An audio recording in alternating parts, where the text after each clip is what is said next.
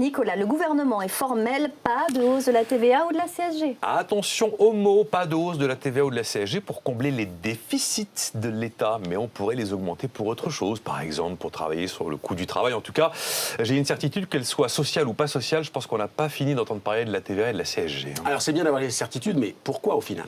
Alors, ma certitude, c'est que la croissance ne sera pas la croissance prévue en 2013. C'est à peu près évident, on n'aura pas les 0,8%. Si on n'a pas les 0,8%, on aura moins de recettes. Donc, automatiquement, ça complique la donne budgétaire. Si on n'a pas les 0,8%, on aura plus de chômeurs, donc plus de dépenses sociales. En plus, il ne vous a pas échappé que le fameux plafonnement des niches fiscales est en train d'être complètement mité. On a préservé les dom-toms. D'après nos informations, la niche Malraux aussi sur les monuments historiques va être préservée, ainsi que la niche Sofica pour le cinéma.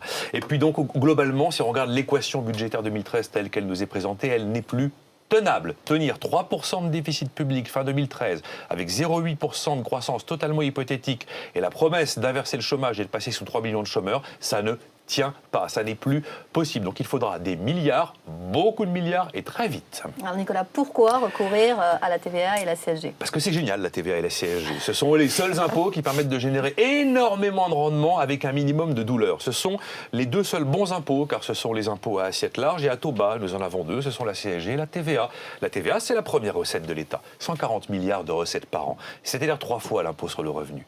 La CSG, elle tape tout le monde, revenu du travail, du capital, les retraités, tout le monde y passe. C'est le premier impôt direct en France, devant l'impôt sur le revenu. 90 milliards de recettes annuelles pour l'État, enfin pour la sécurité sociale en fait. C'est l'équivalent de l'impôt sur le revenu et de l'impôt sur les sociétés cumulées. Ces deux impôts sont d'une efficacité redoutable pour un minimum de douleur. Et comme c'est redoutable, eh bien les deux vont augmenter. Oui, car c'est l'arme lourde de la fiscalité, comme je viens de vous le dire. Vous mettez un point de TVA, vous avez 7 milliards de recettes. Un point de TVA, 7 milliards de recettes.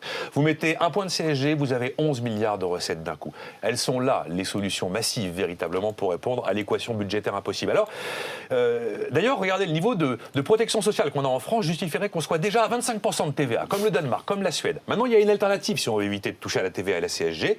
Soit j'augmente la dette de la France, soit je baisse la dépense publique.